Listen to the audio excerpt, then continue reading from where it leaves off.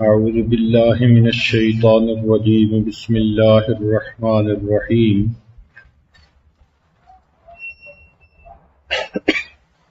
شهر رمضان الذي أنزل فيه القرآن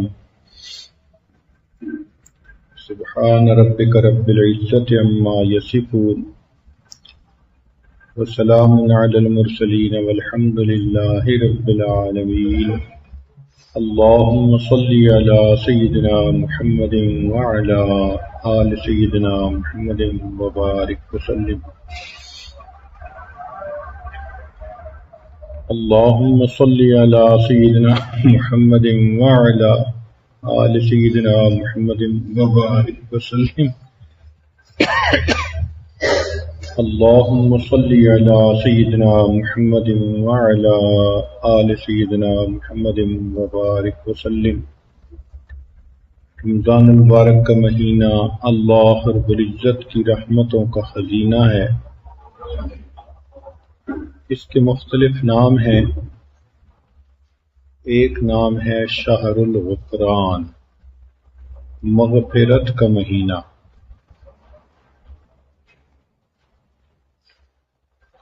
چنانچہ نبی علیہ السلام نے فرمایا کہ اس مہینے کا پہلا عشرہ، پہلے 10 دن، اولھا رحمتن، وہ رحمت کے ہیں، اوسطھا مغفرتن، درمیان کے 10 دن مغفرت کے ہیں، وآخرھا عتق من النار، اور آخری 10 دن آگ سے آزادی کے ہیں۔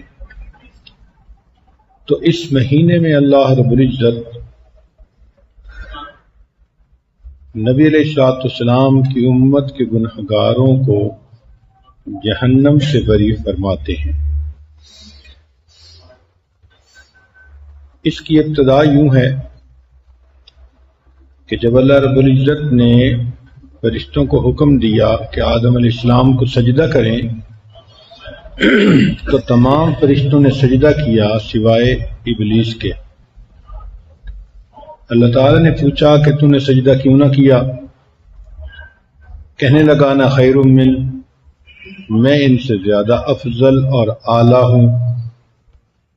آدم علیہ السلام کو مٹی سے پیدا کیا جس میں پستی ہے، مجھے آگ سے پیدا کیا گیا جس میں بلندی ہے۔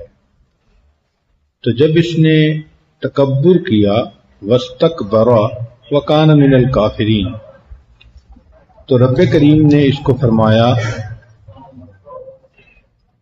فاخرج منہا فانک رجیم، نکل جا میرے دربار سے، تم مردود ہے۔ تو اس وقت شیطان نے مہلت مانگی کہ اے اللہ مجھے قیامت تک کے لیے مہلت عطا کر دیجئے، رب انظرنی الی یوم یبعثون۔ اللہ تعالیٰ نے مہلت دے دی، فرمایا انک من المنظرین۔ اب جب اس کو مہلت مل گئی تو اس نے کہا کہ اے اللہ مجھے آدم علیہ السلام کی وجہ سے دربار سے نکالا گیا، میں ان کی اولاد کو بہکاؤں گا، ورغلاؤں گا، وَلَا تَجِدُ أَكْثَرَهُمْ شَاكِرِينَ، آپ دیکھیں گے کہ ان میں سے آپ کے شکر گزار بہت کم ہوں گے، اکثر ناشکرے ہوں گے۔ اور پھر اس نے قسم کھا کر کہا فَبِعِزَّتِكَ، اے اللہ آپ کی عزت کی قسم، لَأُغْوِيَنَّهُمْ أَجْمَعِينَ، میں سب کو بھٹکا دوں گا۔ اس کی مثال یوں سمجھ لیں کہ جیسے دو آدمیوں میں تکرار ہو جائے تو ایک قسم کھا کر کہتا ہے کہ میں یہ کر کے دکھاؤں گا، تو اس بدبخت شیطان نے بھی قسم کھا کر کہا کہ اللہ میں تیرے بندوں کو بہکا کے دکھاؤں گا۔ رب کریم نے فرما دیا ان عبادی لیس لک علیہم سلطان، جو میرے بندے ہوں گے وہ بدبخت تیرا داؤ ان پر نہیں چل سکے گا۔ لہذا یہ ایک کشمکش، ایک جنگ شروع ہو گئی شیطان اور ایمان والے بندوں کے درمیان۔ اسی کو علامہ اقبال نے کہا، ستیزہ کار رہا ہے ازل سے تا امروز، چراغ مصطفی سے شرار بولہبی۔ یہ حق اور باطل کا معرکہ شروع سے رہا اور آج تک چل رہا ہے۔ جب یہ بات طے ہو گئی تو شیطان نے کہا کہ اللہ مجھے قوت دے دیجیے کہ میں اپنا کام دکھا سکوں۔ تو اللہ تعالیٰ نے اس کو یہ قوت دی کہ تم انسانوں کو نظر نہیں آؤ گے، البتہ انسان تمہیں نظر آئیں گے۔ پھر یہ کہ تمہاری اولاد بہت زیادہ بڑھے گی، ایک ایک بندے کے پیچھے کئی کئی شیطان پڑے ہوں گے۔ پھر تیسری بات کہ تمہیں نہ کھانے کی فکر، نہ پینے کی، نہ سونے کی، تم 24 گھنٹے اپنی مکاری کے لیے فارغ۔ تو شیطان یہ سن کر خوش ہوا کہ مجھے اتنی قوت مل گئی۔ آدم علیہ السلام نے عرض کیا، اے پروردگار عالم مجھے بھی کچھ عطا فرما دیجئے۔ تو رب کریم نے فرمایا کہ میرے پیارے آدم علیہ السلام، میں نے صرف آپ کو ایک ہی چیز دی، وہ یہ کہ اگر کوئی بھی انسان اپنی موت سے پہلے اپنے گناہوں کی معافی مانگے گا، سچے دل سے نادم اور شرمندہ ہوگا، میں اس کی زندگی کے پچھلے سب گناہوں کو معاف کر دوں گا۔ چنانچہ اللہ رب العزت کی طرف سے یہ ایک عجیب نعمت ملی، اور یہ ایک معرکہ ہے جو چل رہا ہے، مگر اللہ تعالیٰ چاہتے ہیں کہ میرے بندے شیطان کے داؤ سے بچیں۔ اس لیے قرآن مجید میں سمجھایا، الم آحد لکم یا بنی آدم اللہ تعبدوا الشیطان انہ لکم عدو مبین وَأَنِ اعْبُدُونِی ھَذَا صِرَاطٌ مُسْتَقِیم۔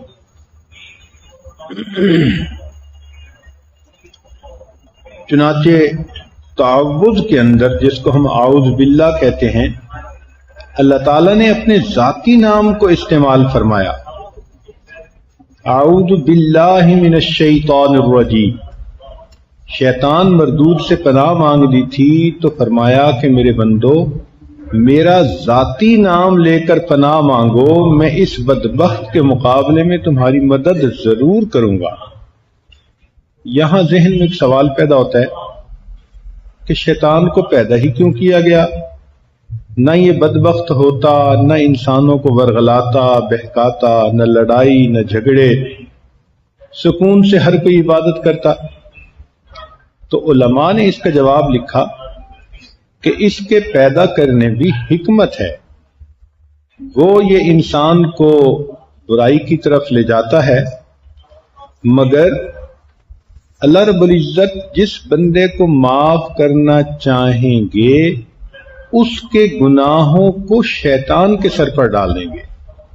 اس کی مثال یوں سمجھیں کہ اگر کسی ماں کے بیٹے کو کوئی لڑکا ورغلا کر لے جائے تو ماں کبھی اپنے بیٹے کو برا نہیں کہتی، کہے گی کہ میرا بیٹا تو بہت اچھا تھا، اس کا دوست برا تھا جو اس کو ورغلا کے لے گیا، یعنی بیٹے کی غلطی بھی اس کے دوست کے سر پر۔ تو اللہ رب العزت نے بھی یہی معاملہ فرمایا کہ اگر کوئی بندہ کسی وقت غلطی بھی کر بیٹھے گا تو اس کی غلطی کو بھی شیطان کے سر پر۔ چنانچہ قرآن مجید کو نظر ڈالیے، اللہ تعالیٰ فرماتے ہیں فَأَزَلَّهُمُ الشَّيْطَانُ، شیطان نے ان دونوں کو بھٹکا دیا، فَأَنْسَانِهُ الشَّيْطَانُ مِن بَعْدِ أَن نَزَغَ الشَّيْطَانُ۔ اب اگر غور کریں تو غلطیاں تو انسانوں سے ہوئیں، مگر اللہ رب العزت نے ان کو منسوب کر دیا شیطان کی طرف کہ اس بدبخت نے یہ کروا دیا تھا، میرا بندہ تو میری نافرمانی نہیں کرنا چاہتا تھا۔ لہذا امت محمدیہ کے لیے اللہ رب العزت نے ایک خاص رحمت فرمائی کہ جو گناہگار ہوں وہ رمضان مبارک کے مہینے میں روحانی اور باطنی غسل کر لیں. جیسے ایک بندے کو پسینہ بہت آیا ہوا ہو تو ہر کوئی اس کو کہتا ہے بھئی تم غسل کر لو، غسل کرنے سے پسینے کی بدبو ختم ہوگی اور تم صاف ستھرے ہو جاؤ گے. اسی طرح پورے سال میں جو گناہوں کی بدبو ہم نے اکٹھی کر لی تو اللہ رب العزت نے رمضان المبارک کو باطنی غسل کا مہینہ بنا دیا. میرے بندوں اور میری بندیوں، تم اس مہینے میں مجھ سے معافیاں مانگ لو، میں تمہارے اس بدبو کو ختم کر کے میں تمہیں نیکوکاروں میں شامل کر لوں گا. چنانچہ رمضان مبارک کا مہینہ بنا ہی اسی لیے کہ امت کے گناہگاروں کو معاف کر دیا جائے. اس کی مثال یوں سمجھے، ایک دیہاتی میلہ دیکھنے کے لیے گیا، وہاں اس کی جیب کٹ گئی. واپسی پر دوستوں نے پوچھا کہ میلہ کیسا تھا؟ کہنے لگا میلہ کیا، لوگوں نے میری جیب کاٹنے کے لیے پکھنڈ بنایا ہوا تھا، یعنی میری جیب کاٹنے کے لیے ایک تماشا بنا لیا تھا. تو ایسے ہی محسوس ہوتا ہے کہ اللہ رب العزت نے امت محمدیہ کے گناہوں کو معاف کرنے کے لیے رمضان کے مہینے کو ایک بہانہ بنا دیا ہے. کرنی تھی مغفرت تو بہانے بنا دیے، جنت میں مومنوں کے ٹھکانے بنا دیے. عام طور پر دیکھا گیا ہے کہ اگر دوست الجھ پڑے کسی کے ساتھ تو بندہ اپنے دوست کی مدد کرتا ہے. اس کی مثال قرآن عظیم الشان میں سے کہ حضرت موسیٰ علیہ السلام جا رہے تھے، دیکھا کہ ان کی قوم کے ایک آدمی کو ایک فرعونی مار رہا ہے، تو انہوں نے اپنی قوم کے بندے کی مدد کرنے کے لیے اس فرعونی کو جو ایک مکہ لگایا، فَوَقَذَ مُوسَى فَقَضَى عَلَيْهِ، تو معلوم ہوا کہ دوست کی مدد کرتا ہے. اسی طرح چونکہ شیطان اولاد آدم کو بہکانے کے لیے پورا زور لگاتا ہے تو اللہ رب العزت اپنے بندوں کو اس کے داؤ سے بچانے کے لیے بندوں کی مدد فرماتے ہیں. لہذا رمضان مبارک کا مہینہ اسی لیے بنایا گیا کہ گناہگار بندے اس مہینے میں اپنے گناہوں کو آسانی سے بخشوا سکے. اس کی مثال سنیے. حدیث پاک میں آتا ہے کہ جب رمضان مبارک کا مہینہ شروع ہونے لگتا ہے، اللہ تعالیٰ جبریل علیہ السلام کو بھیجتے ہیں کہ جائیں اور بڑے بڑے شیاطین کو قید کر دیں، ان کو باندھ دیں، تاکہ میرے پیارے حبیب صلی اللہ علیہ وسلم کی امت کے روزہ داروں کے روزوں کو وہ خراب نہ کر سکیں. لہذا رمضان مبارک آنے سے پہلے بڑے بڑے شیاطین کو قید کر دیا جاتا ہے. اس لیے رمضان مبارک میں انسان کو نیکی کرنا آسان محسوس ہوتا ہے. نماز پڑھنی آسان، تلاوت آسان، نگاہوں کا پرہیز آسان. تو رمضان مبارک میں عبادت اس لیے آسان کہ گناہوں کی طرف کھینچنے والے جو بڑے بڑے سرکش شیاطین تھے ان کو قید کر دیا جاتا ہے. اب اگر کوئی یہ کہے کہ جی اگرچہ بڑے بڑے شیاطین قید ہو جاتے ہیں تو پھر بھی لوگ گناہ کرتے ہیں رمضان میں، تو علماء نے اس کا جواب دیا کہ ان سے گناہ چھوٹے چھوٹے جو شتونگڑے ہوتے ہیں وہ کرواتے ہیں. اور بعض علماء نے یہ جواب دیا کہ شیطان کی بات مان کے نفس کے اپنے اندر اتنی خباثت آ جاتی ہے کہ اگر شیطان کو باندھ بھی دیا گیا تو بھی نفس اپنی خرابی کی وجہ سے رمضان میں گناہ کرتا رہتا ہے. اس کی مثال یوں سمجھیں کہ جیسے لوہے کو بھٹی میں گرم کیا جائے تو وہ اتنا گرم ہو جاتا ہے کہ نکالنے کے بعد 1 منٹ میں ٹھنڈا نہیں ہوتا. گھنٹہ یا اس سے بھی زیادہ وقت لگتا ہے اس کے ٹھنڈا ہونے میں، تو نفس کی مثال ایسے کہ یہ گناہوں کی بھٹی میں پڑے پڑے اتنا گرم ہو گیا کہ رمضان کے مہینے میں اس کو بھٹی سے نکال دیا گیا، لیکن اس کی گرمی ابھی بھی ختم نہیں ہوئی، تو لہذا بندے سے گناہ ہوتے رہتے ہیں۔ تو اللہ رب العزت نے رمضان مبارک میں ایک تو شیطان کو قید کروا دیا، اور دوسری طرف امت کے روزے داروں کے اعمال کا اجر بڑھا دیا۔ حدیث پاک میں ہے کہ رمضان مبارک میں کوئی نفل پڑھے تو علاوہ رمضان کے فرض ادا کرنے کے برابر، فرض ادا کرے تو 70 فرائض پورا کرنے کے برابر۔ حدیث پاک میں ہے کہ جو شخص رمضان کا اعتکاف کرے اس کو 2 حج اور 2 عمرے کرنے کا ثواب ملتا ہے۔ تو دیکھیے، ایک طرف اعمال کی قیمت بڑھا دی اور دوسری طرف شیطان کو قید کر دیا، تو معلوم ہوتا ہے کہ اللہ تعالی واقعی چاہتے ہیں کہ میرے بندے مجھ سے اپنے گناہوں کی بخشش کروا لیں۔ اس کو کہتے ہیں کرنی تھی مغفرت تو بہانے بنا دیے، جنت میں مومنوں کے ٹھکانے بنا دیے۔ پھر ایک تیسری بات اور ہوئی کہ اللہ رب العزت نے روزہ رکھنے والے لوگوں کے لیے افطاری کے وقت میں دعا کو قبول کرنے کی خوشخبری سنا دی۔ چنانچہ نبی علیہ الصلوۃ والسلام نے فرمایا کہ روزہ دار آدمی افطاری کے وقت جو دعا کرتا ہے قبول ہوتی ہے، اور یہ بات سمجھ میں بھی آتی ہے۔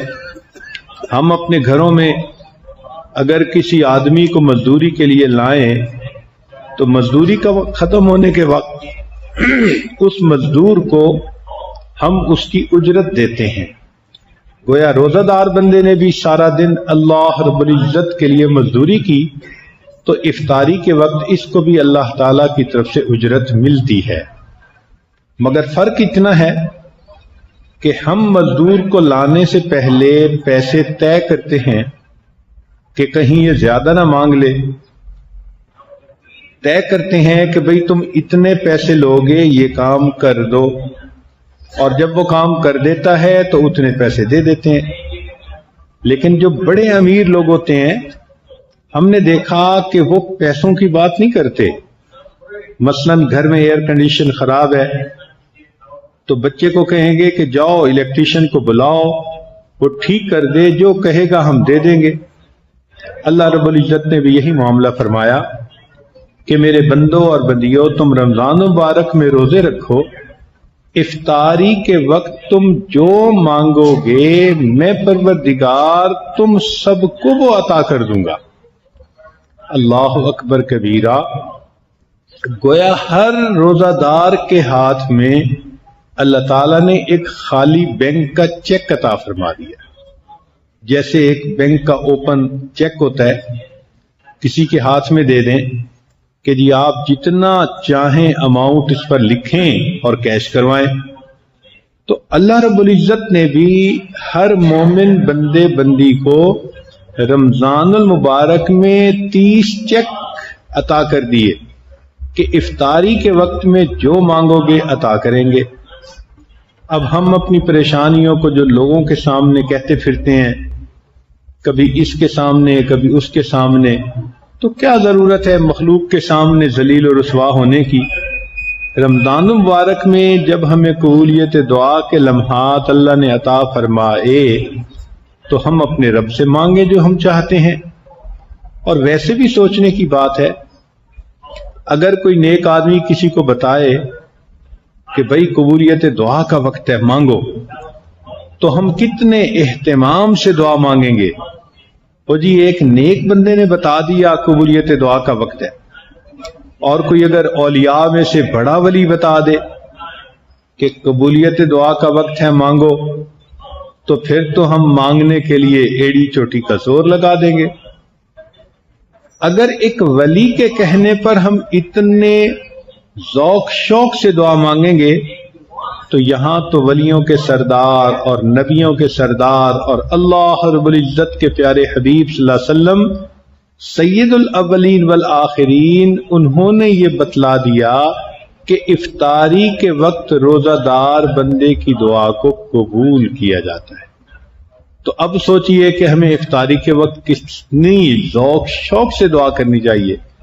اور آپ کا اپنا بھی یہ تجربہ ہوگا کہ شیطان ایسا بدبخت ہے کہ افطاری کے وقت دعا ہی بھلا دیتا ہے۔ چنانچہ کتنے لوگوں کو دیکھا کہ دسترخوان پہ افطاری کی چیزیں رکھی ہوتی ہیں اور 10-15 منٹ پہلے سے ہی بس چیزوں کی طرف دھیان ہو جاتا ہے، سموسے لے آؤ گرم، اور فلاں چیز گرم لے آؤ، اور فلاں چیز لے آؤ، اور اسی بات چیت میں افطاری کا وقت ہو جاتا ہے۔ اور کچھ لوگ تو کھجور وغیرہ اٹھا کے منہ میں بھی ڈال لیتے ہیں اور افطاری کی دعا ہی پڑھنی یاد نہیں ہوتی۔ تو مستورات کو چاہیے کہ اس وقت کی اہمیت کو سمجھتے ہوئے افطاری کے وقت سے 15-20 منٹ پہلے دسترخوان پہ جو رکھنا ہو رکھ دیں، اور اس کے بعد آخری 15-20 منٹ اللہ تعالی سے دعا مانگیں۔ اگر بچے ساتھ ہیں تو عورتیں بچوں کو بھی شامل کر کے اجتماعی دعا گھر میں کر لیں، اور مرد اگر مسجد میں ہیں تو اپنی اپنی دعا کر لیں۔ اگر عورتیں کہیں کہ جی گھر میں کام کرنے والا اور کوئی نہیں، مجھے ہی سارے کام کرنے پڑتے ہیں، میں کیسے دعا مانگوں، تو بھائی دعا کے لیے بیٹھنا بھی شرط نہیں، اور ہاتھوں کو فارغ کرنا بھی شرط نہیں۔ آپ کچن کا کام کرتے کرتے دل میں اگر اللہ سے دعا مانگیں گی تو اللہ تعالیٰ آپ کی دعا کو قبول فرمائیں گے۔ دعا تو ہے ہی دل کا عمل۔ تو معلوم ہوا کہ اگر اس وقت کی اہمیت ہمیں سمجھ میں آ جائے تو ہم اپنی ہر پریشانی اللہ سے ٹھیک کروا سکیں، اللہ سے مانگنے کا ذوق بن جائے ہمارا کہ ہم نے اپنے اللہ سے مانگنا کیسا ہے، تو افطاری کے وقت ہم اپنی دعائیں قبول کروا سکتے ہیں۔ پھر ممکن تھا کہ کوئی بندہ روزہ تو رکھتا، افطاری کے وقت دعا کا اہتمام نہ کرتا۔ اللہ نے ان کو شامل کرنے کے لیے ایک اور معاملہ کیا۔ حدیث پاک میں ہے کہ روزہ دار آدمی روزہ رکھتا ہے تو پانی میں مچھلیاں، بلوں کے اندر چیونٹیاں اور ہوا کے اندر پرندے اس روزہ دار کی مغفرت کی دعا کرتے ہیں۔ تو گویا روزہ دار بندے نے روزہ تو رکھ لیا، اگر خود دعا نہیں بھی مانگ رہا تو کوئی نہ کوئی تو اس کے لیے دعا مانگ رہا ہے۔ تو اللہ تعالیٰ بخشنا چاہیں گے تو فرمائیں گے میرے اس بندے کے لیے پانی میں مچھلیاں بھی دعا مانگ رہی تھیں، چلو میں ان کی دعا کو قبول کر کے اس کی مغفرت فرماتا۔ سبحان اللہ، کرنی تھی مغفرت تو بہانے بنا دیے، جنت میں مومنوں کے ٹھکانے بنا دیے۔ پھر ایک اور معاملہ فرمایا کہ بتلا دیا کہ دیکھو رمضان مبارک کی ہر رات میں جہنمی جہنم سے بری کیے جاتے ہیں۔ چنانچہ مدینہ طیبہ کے قریب ایک قبیلہ تھا بنو کلب، یہ لوگ بکریاں پالنے میں بڑے مشہور تھے، ہر گھر میں سینکڑوں ہزاروں بکریاں ہوتی تھیں۔ ان کے بارے میں لکھا ہے کہ جب ان کی بکریاں دو پہاڑوں کے درمیان آتی تو پوری وادی کو بھر دیا کرتی تھی، یعنی اتنی بکریاں تھیں کہ دو پہاڑوں کے درمیان کی پوری جگہ بھر جاتی تھی۔ تو نبی علیہ الصلوۃ والسلام نے اس قبیلے کا نام لے کر فرمایا کہ رمضان مبارک کی ہر رات میں اس قبیلے کی بکریوں کے بالوں کے برابر جہنمی جہنم سے بری ہوتے ہیں۔ اب بتائیں کہ بکری کے جسم پر کتنے بال ہوں گے؟ اللہ اکبر، لاکھوں ہوں گے۔ اور پھر اگر ہزاروں بکریاں ہوں تو پھر ٹوٹل بال کتنے ہوں گے؟ تو معلوم ہوا کہ millions and billions of people ہر روز جہنم سے بری کیے جاتے ہیں. تو بھائی جب اللہ تعالی لاکھوں کروڑوں انسانوں کو ہر روز بری فرما رہے ہیں تو ہم بھی اپنے آپ کو اس میں شامل کروا لیں کہ اے کریم تیرے کرم کا تو یہ معاملہ کہ کروڑوں انسانوں کو جہنم سے بری کیا جا رہا ہے، اے اللہ مجھ گنہگار کو بھی اس میں شامل فرما لیجئے. اس کے الطاف تو ہیں عام شہیدی سب پر، تجھ سے کیا ضد تھی اگر تو کسی قابل ہوتا. تو جب اللہ رب العزت کی نظر عنایت گنہگاروں پر اتنی ہے تو اس موقع پر ہم بھی کوشش کریں کہ اللہ تعالی ہمیں بھی ان گنہگاروں ان بخشش کیے ہوئے گنہگاروں کی قطار میں ہمیں بھی شامل فرما لے. پھر ایک اور بات کہ ہو سکتا تھا کہ کوئی بندہ دعائیں بھی نہ مانگتے، فقط روزہ رکھ لے، تو اللہ رب العزت نے ان کے لیے ایک اور معاملہ کیا کہ رمضان مبارک میں ایک رات ایسی بنا دی، فرمایا لیلۃ القدر خیر من الف شہر. شب قدر کی عبادت 1000 مہینوں کی عبادت سے بہتر. اگر کیلکولیشن کی جائے تو 1000 مہینے 83 ایئرز کے برابر بنتے ہیں. گویا جس خوش نصیب عورت نے شب قدر کی عبادت کر لی اس کو 83 ایئرز عبادت کرنے کا ثواب مل گیا. گویا پوری زندگی کی عبادت کا ثواب ایک رات میں حاصل ہو گیا. یا اللہ یہ کام کتنا آسان. مگر پھر بندہ سوچتا ہے کہ سال کے 365 دن اور 365 راتیں، تو ہم تو اتنا نہیں جاگ سکتے کہ شب قدر کو تلاش کریں. تو نبی علیہ السلام نے بتلا دیا کہ شب قدر رمضان المبارک کی راتوں میں ہوتی ہے. گویا 365 سے کام سمیٹ کر 30 راتوں میں کر دیا گیا. پھر بندہ سوچتا ہے جی 30 راتیں تو جاگنا بڑا مشکل. تو نبی علیہ السلام نے بتلا دیا کہ دیکھو بھائی رمضان کی آخری عشرے میں وہ رات ہوتی ہے، گویا 10 راتوں میں کام سمیٹ دیا گیا.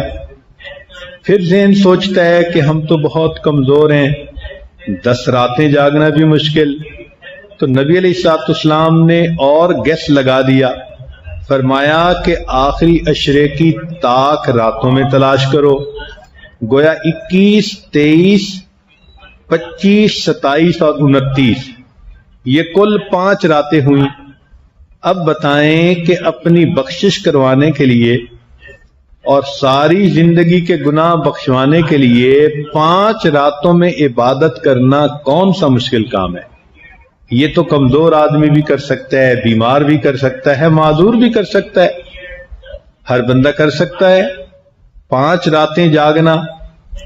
پھر اگر کوئی سوچے کہ جی پوری رات جاگنا تو بڑا مشکل، تو نبی علیہ السلام نے مزید آگے بتا دیا کہ اس رات میں ایک خاص وقت آتا ہے جب جبریل علیہ السلام فرشتوں کو لے کر زمین پر آتے ہیں. تنزل الملائکۃ والروح فیہا بإذن ربہم من کل امر سلام. تو وہ خاص نور کا وقت ایسا ہوتا ہے کہ اس وقت میں اگر کوئی عبادت کرے تو اس کی عبادت قبول، 83 سال کا ثواب. اب سوچ آتی ہے کہ یا اللہ ہمیں کیا پتا کہ رات کے کس وقت میں وہ نور کے لمحہ شروع ہو. تو قرآن مجید نے اس میں بھی آسانی کر دی، اتنا بتا دیا کہ وہ لمحہ جب بھی شروع ہوگا ہی حتی مطلع الفجر، وہ طلوع فجر تک رہے گا. یعنی روزے کے شروع ہونے کا جو ٹائم ہے جس کو ہم کہتے ہیں سحری کے ختم ہونے کا وقت، وہ اس وقت تک برکتیں رہتی ہیں. تو یہاں سے معلوم ہوا کہ اگر ہم آخری عشرے کی راتوں میں سحری وقت ختم ہونے سے آدھا گھنٹہ پہلے ختم کر لیں اور آدھے گھنٹے میں ہم چند رکعت نفل پڑھ لیں، استغفار کر لیں، کلمہ پڑھ لیں، قرآن مجید پڑھ لیں اور پھر اللہ تعالیٰ سے دعا مانگ لیں، تو معلوم ہوا کہ وہ جو بھی کوئی رات ہوگی اس کی برکت جب بھی شروع ہوگی تو اس نے طلوع فجر تک تو رہنا ہی ہے۔ تو گویا اس طرح ہمارے لیے لیلۃ القدر میں ثواب حاصل کرنا آسان ہو گیا۔ تو یوں دیکھیے کہ نظر آتا ہے بڑا مشکل، لیکن اگر کرنا چاہو تو کتنا آسان۔ اس کی مثال ایسے کہ ایک بندے نے خواب دیکھا کہ تم گھر سے باہر نکلو اور جو چیز تمہیں نظر آئے تم اسے کھاؤ گے تو تمہارا مقصد پورا ہو جائے گا۔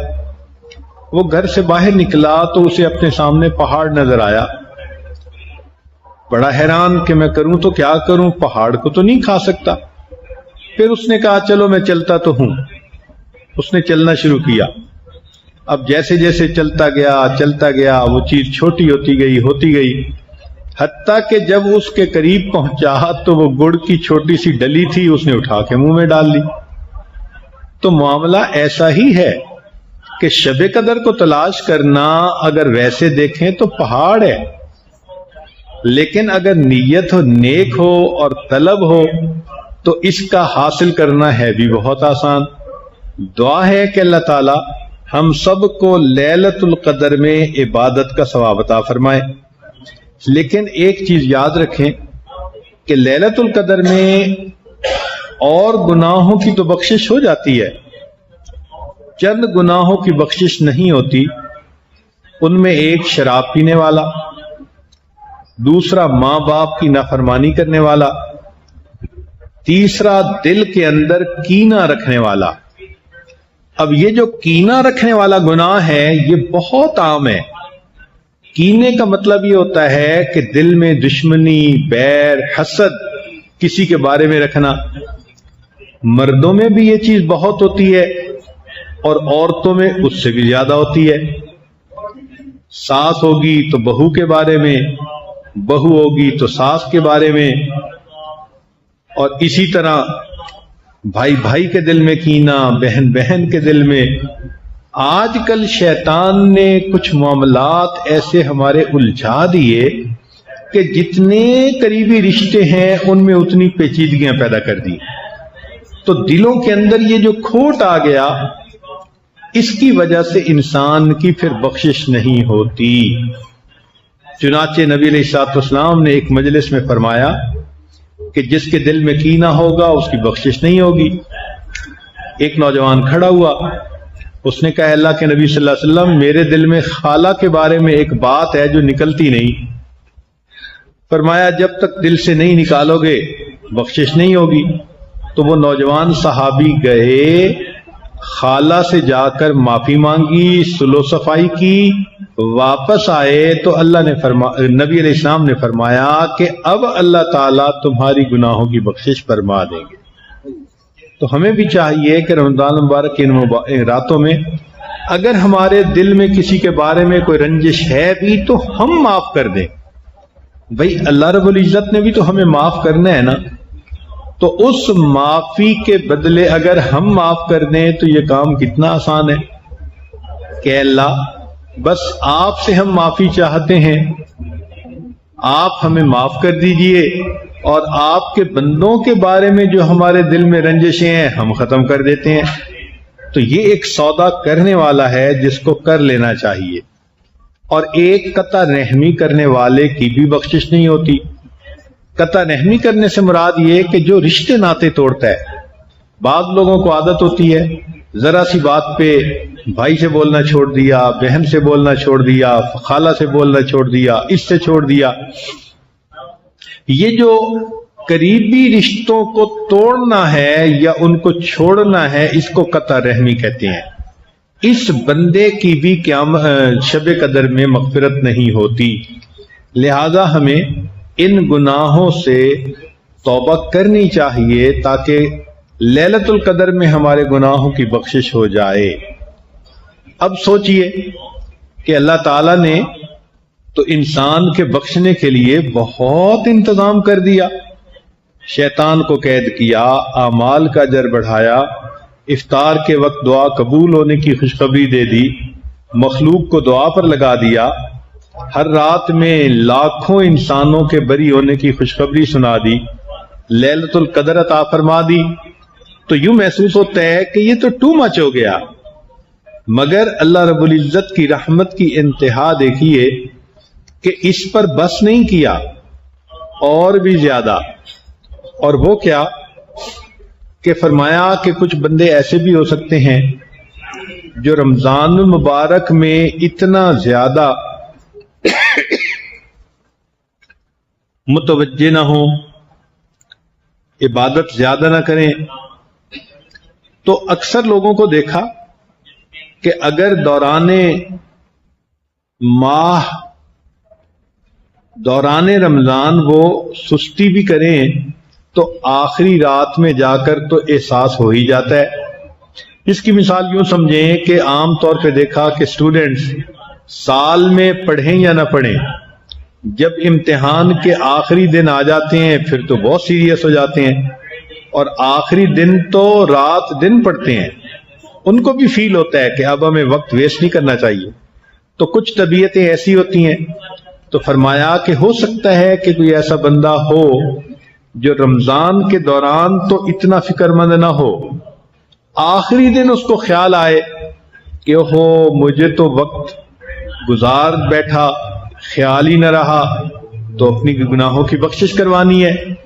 تو فرمایا نبی علیہ السلام نے کہ پہلی رمضان سے لے کر 29 رمضان تک جتنے گناہگاروں کو جہنم سے نکالا جاتا ہے ان سب کے مجموعہ کے برابر آخری رات میں جہنمیوں کو جہنم سے نکالا جاتا ہے۔ اب سوچئے ذرا، اللہ اکبر، واقعی اللہ رب العزت کی رحمتوں کی انتہا۔ اس کو کہتے ہیں کرنی تھی مغفرت تو بہانے بنا دیے، جنت میں مومنوں کے ٹھکانے بنا دیے۔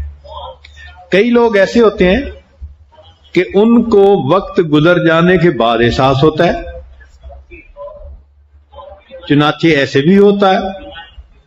تو ایسا بھی ہو سکتا تھا کہ کوئی بندہ رمضان کے اندر اتنا متوجہ نہ ہوتا، اور جب عید کا چاند نظر آ جاتا تو اس کے دل میں احساس ہوتا، اوہو میں تو رمضان گزار بیٹھا اور میں نے تو گناہوں کی بخشش بھی نہ کروائی۔ تو رب کریم نے دیکھیے اور زیادہ مہربانی فرما دی۔ وہ کیا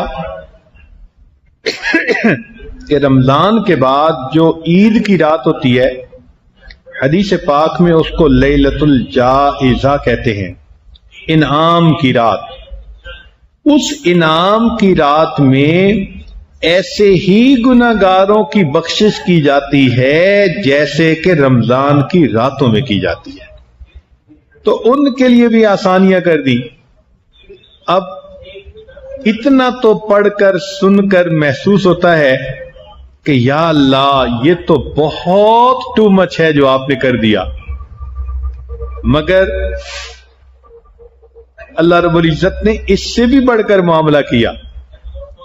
وہ کیا کہ فرمایا کہ جب روزہ دار بندے عید کے دن عید کی نماز پڑھنے کے لیے آتے ہیں تو اللہ تعالی سینوں کے بھید جانتے ہیں، مگر اس کے باوجود فرشتوں سے پوچھتے ہیں یہ میرے بندے کیوں اکٹھے ہوئے؟ اب عید کی نماز میں تو ہم نے دیکھا کہ سارے ہی کلمہ گو چلے جاتے ہیں، عبادت کرنے والے بھی، نمازیں پڑھنے والے بھی، اور جو زیادہ عبادت نمازیں نہیں پڑھتے کرتے وہ بھی عید کی نماز میں تو آ جاتے ہیں۔ تو سارے مجمع کے بارے میں اللہ تعالیٰ فرشتوں سے پوچھتے ہیں کہ یہ کیوں آئے ہیں؟ تو وہ کہتے ہیں کہ اللہ یہ وہ مزدور ہیں جنہوں نے مزدوری کی، اور اب آپ سے وہ مزدوری یعنی اجرت لینے کے لیے حاضر ہیں۔ تو اللہ تعالیٰ ان فرشتوں کو گواہ بنا کر فرماتے ہیں کہ میرے فرشتوں تم گواہ رہنا، میں نے ان کو رمضان کے روزوں اور تراویوں کے بدلے میں سب گناہوں کو معاف کر دیا، گناہوں کو نیکیوں میں تبدیل کر دیا۔ میرے بندوں کو کہہ دو قوموا مغفور لکم، کھڑے ہو جاؤ بخشے بخشائے، میں نے تمہارے گناہوں کو نیکیوں میں تبدیل کر دیا۔ تو معلوم ہوا کہ رمضان کے مہینے کا مقصد ہی یہی تھا کہ امت کے گناہگاروں کے گناہوں کی بخشش کر دی جائے۔ پھر اللہ تعالیٰ اپنی عزت اور جلال کی قسم کھا کر فرماتے ہیں فَبِعِزَّتِي وَجَلَالِي، مجھے اپنی عزت کی قسم، اپنے جلال کی قسم، اگر تم میری فرما برداری کرو گے تو میں تمہیں فاسقوں اور کافروں کے سامنے کبھی رسوا نہیں کروں گا۔ اللہ اکبر کبیرہ۔ واقعی ان باتوں کو پڑھ کر یوں محسوس ہوتا ہے کہ بہت معاملہ اللہ نے آسان کر دیا۔ پھر اس کے بعد اور آگے دیکھیے کہ فرمایا نبی علیہ الصلوۃ والسلام نے الصوم جنہ، روزہ ڈھال ہے۔ ڈھال کا مطلب ہوتا ہے شیلڈ، جس کی وجہ سے انسان اپنے آپ کو پروٹیکٹ کر لیتا ہے۔ تو روزہ انسان کو جہنم کے آگ سے بھی پروٹیکٹ کرتا ہے، شیطان کی مکاریوں سے بھی بچاتا ہے، اللہ تعالیٰ کی ناراضگی سے بھی بچاتا ہے۔ اس لیے فرمایا الصیام والقرآن یشفعان، کہ قیامت کے دن قرآن بھی پڑھنے والے کی شفاعت کرے گا اور روزہ بھی شفاعت کرے گا۔ چنانچہ جنت کا ایک دروازہ ہے جس کا نام ہے باب الریان، وہ ہوگا ہی روزہ داروں کے لیے۔ ہم نے تجربہ کیا کئی مرتبہ، بعض ملکوں کے اندر جب جانا ہوتا ہے تو امیگریشن کاؤنٹر پر انہوں نے ایک بورڈ لگایا ہوتا ہے کہ جو نیشنل ہیں وہ ادھر سے جائیں، تو ان لوگوں کی زیادہ جانچ پڑتال نہیں ہوتی، بس ان کے پاسپورٹ دور سے دیکھتے ہیں تو ان کے لیے دروازہ کھل جاتا ہے، وہ چلے جاتے ہیں۔ کئی ملکوں میں تو سٹیمپ بھی نہیں کرتے، صرف ان کو سکین کرتے ہیں، چلے جاتے ہیں۔ اور جو ویزا لے کر جانے والے ہوتے ہیں وہ کھڑے ہوتے ہیں، ان کی تفتیش ہوتی ہے، چیکنگ ہوتی ہے، ان کو وقت لگتا ہے۔ تو جب بھی امیگریشن کاؤنٹر پہ یہ تماشا دیکھتے ہیں تو ہمیشہ باب الریان یاد آتا ہے کہ جیسے دنیا میں اس طرح آسانی سے لوگ ملک میں داخل ہو جاتے ہیں، جو لوگ اہتمام کے ساتھ روزے رکھیں گے اللہ تعالیٰ قیامت کے دن اتنی آسانی سے ان کو جنت داخل فرمائے۔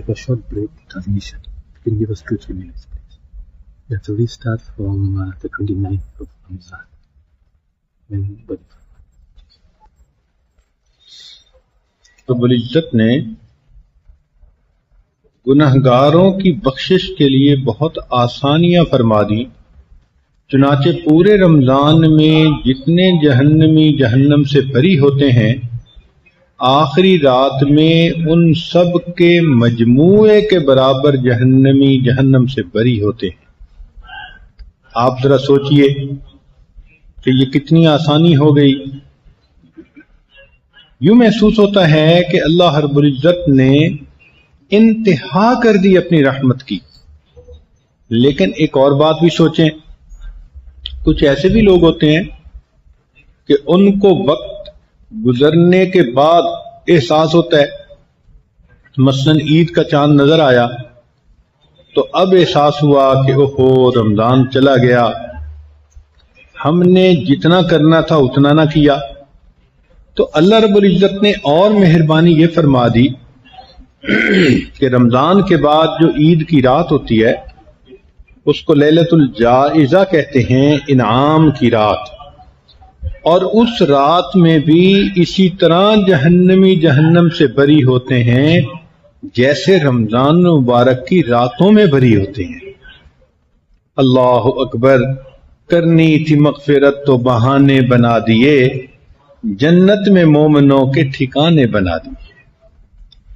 پھر ایسا بھی ہو سکتا ہے کہ کسی بندے میں رمضان مبارک میں بہت زیادہ کوشش نہ کی ہو اپنی بخشش کے لیے، تو ہم نے دیکھا کہ عید کی نماز پڑھنے کے لیے تو سبھی آتے ہیں، نیک بھی آتے ہیں تو گناہگار بھی آ جاتے ہیں، جو مسجد میں کبھی نظر نہ آئیں عید کی نماز میں وہ بھی نظر آ جاتے ہیں۔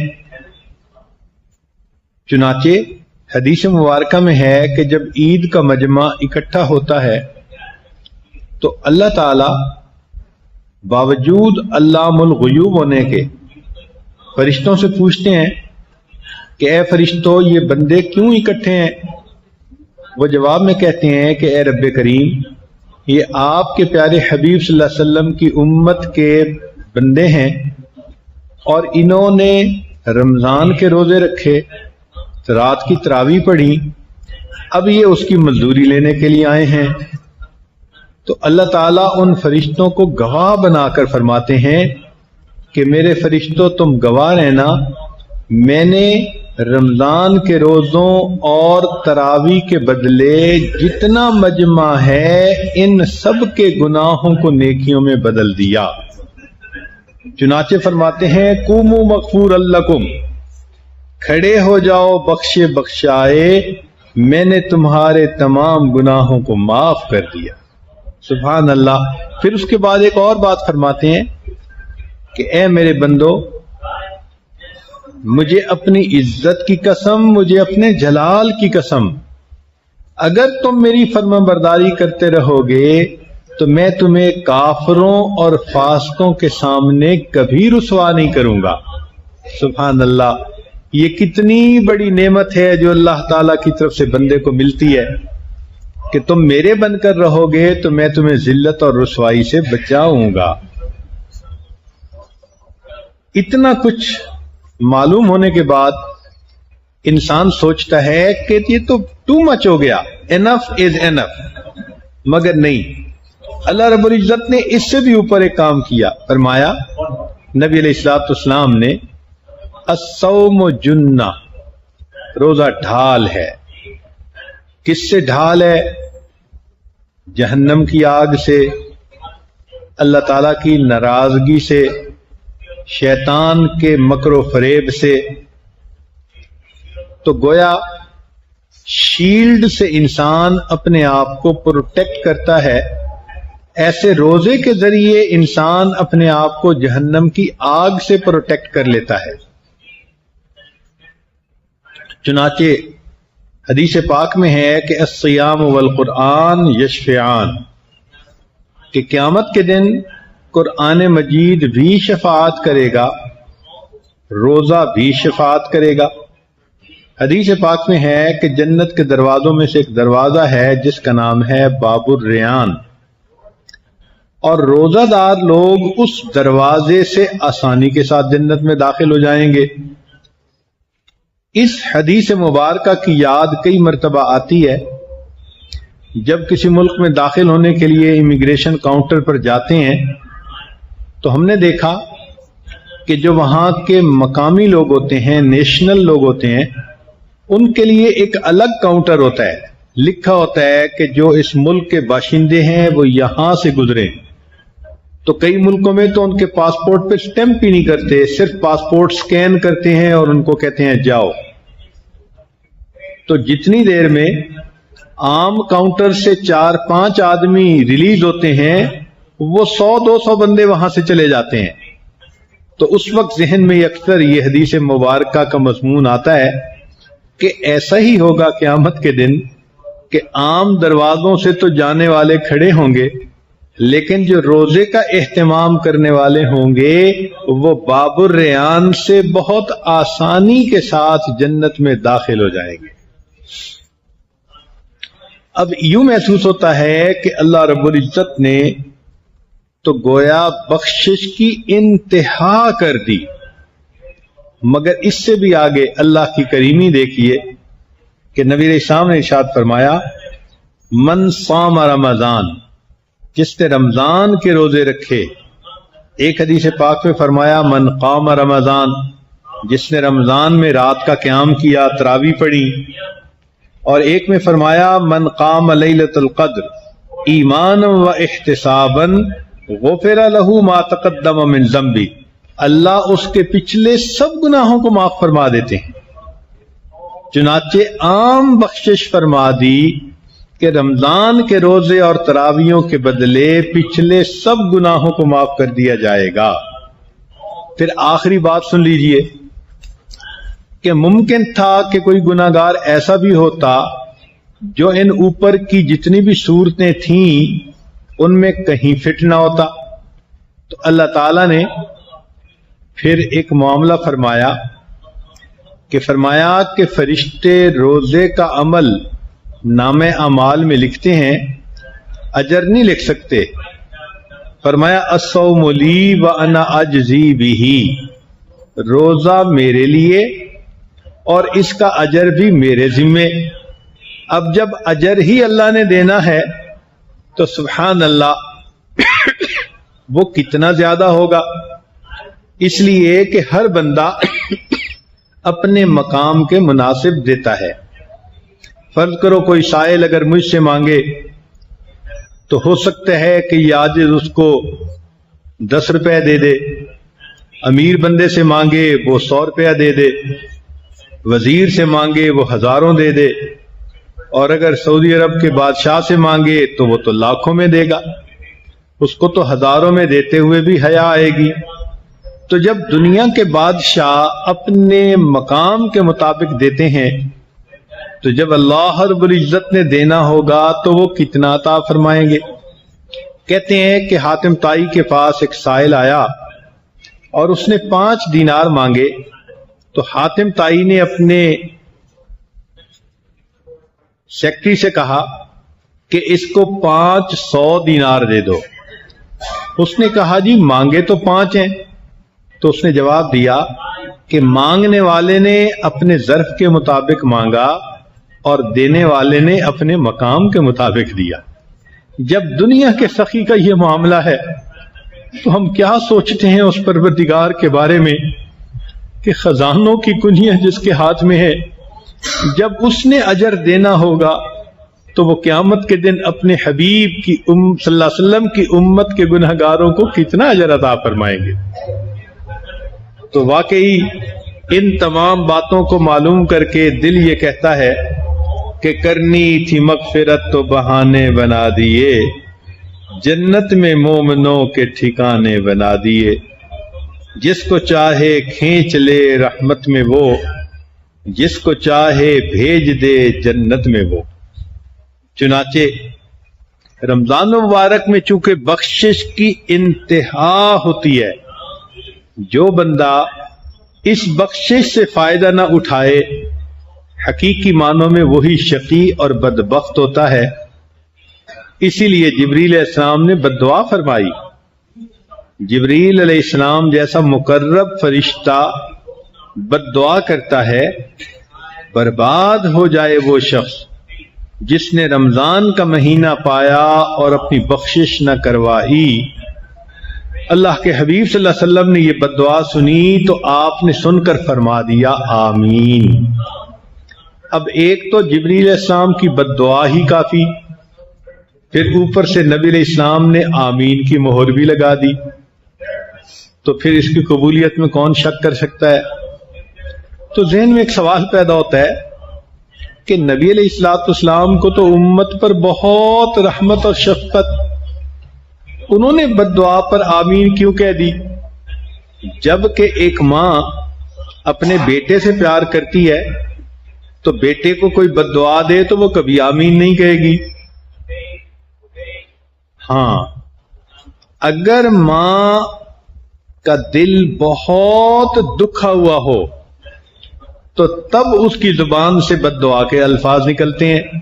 تو معلوم ہوا کہ جو رمضان مبارک کا بالکل اہتمام نہ کرے، قدر نہ کرے، غفلتوں میں، گناہوں میں، اپنی نالائکیوں کے اندر ہی مصروف رہے اور بے پرواہ بنا رہے، اس نے اللہ کی رحمتوں کی اتنی بے قدری کی کہ اللہ کے حبیب صلی اللہ علیہ وسلم نے فرما دیا برباد ہو جائے وہ شخص جس نے رمضان کا مہینہ پایا اور مغفرت نہ کروائی۔ اللہ کے حبیب صلی اللہ علیہ وسلم نے اس بد دعا پر آمین فرما دی۔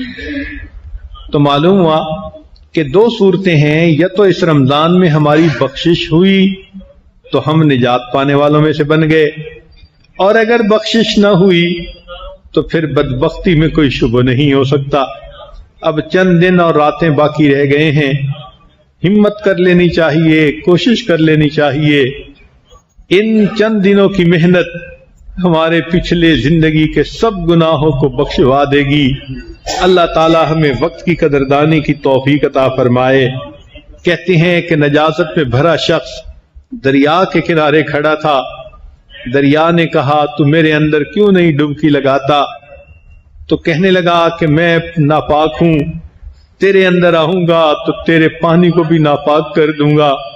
تو دریا نے کہا تھا کہ تیرے جیسے دو چار نہیں، ہزاروں بھی میرے اندر چھلانگ لگا دے، میں سب کو پاک بھی کر دوں گا، پھر بھی خود پاک رہوں گا، اس لیے کہ میں جاری پانی ہوں۔ جب دنیا کے دریا کا یہ معاملہ ہے کہ سینکڑوں نجاست بھرے شخص بھی پاک ہو جاتے ہیں اور دریا بہتا رہتا ہے، پاک ہوتا ہے، اللہ کی رحمت کے دریا کے کیا کہنے۔ امت کے گناہگار اگر رحمت کے اس دریا میں غوطہ لگائیں گے تو یقیناً گناہ معاف ہو جائیں گے اور اللہ کی رحمت کا یہ دریا بہتا رہے گا۔ اللہ تعالی ہمیں رمضان المبارک کی قدردانی کی توفیق عطا فرمائے، اور اس رمضان کے ختم ہونے سے پہلے اللہ تعالی ہمارے سب گناہوں کی بخشش فرمائے۔ وآخر دعوانا ان الحمد للہ رب العالمین۔